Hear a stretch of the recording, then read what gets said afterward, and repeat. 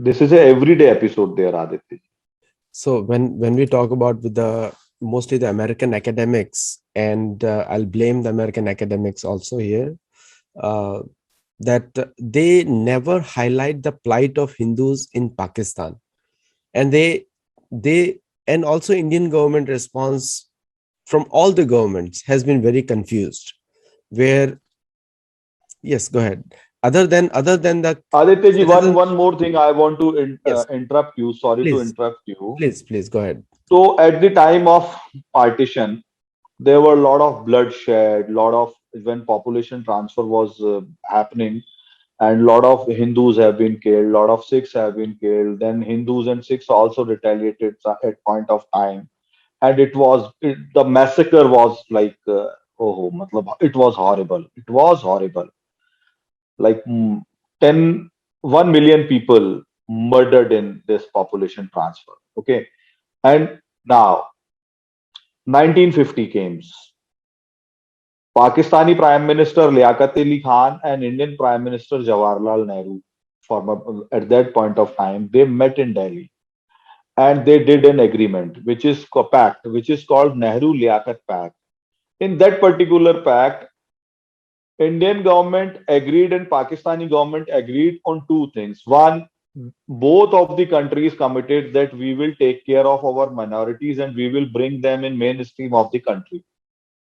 Second thing, if in future any minority want to flee to their majority country, like Hindus, Sikhs, Christians want to come Bharat, India, and Indian Muslims want to go to Pakistan. Both the countries agreed that we will give them shelter, and this is a mandatory term. We cannot deny them.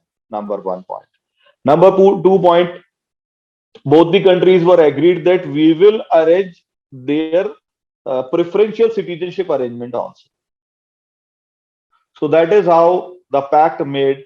On this, on the behalf of this pact, every single Pakistani Hindu, Sikh, Christian is getting compulsory asylum in India till the date in 2021 when we are talking today on 6th November, right, Aditya ji?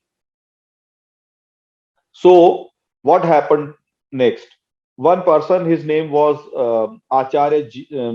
Kraplani. Acharya Kraplani was Congress president who signed partition deed with Britishers. So Acharya Kraplani was called traitor by Sindhi Hindus because Acharya Kraplani agreed that we don't need a single district of Sindh for Sindhi Hindus. But at point of partition, Sindhi Hindus population was more than more than Muslims of Sindh. So Hindus population was higher than 54% Hindus were there and 43% Muslims were there in Sindh, but we didn't have a single district of Sindh. So he was like he was thinking that how can I do something for my people? It was a blunder which I did in influence of Gandhiji and Nehruji. So he told Nehruji that you have committed Liaquat Ali Khan in Nehru Liaquat Pact. Now you have to made an act for these Forsaken people when they will come to Bharat from Pakistan, how they will get their citizenship. So from his continuous follow up, finally Prime Minister Jawaharlal Nehru made a parliamentary board in 1953 to draft a Citizenship Act of Bharat.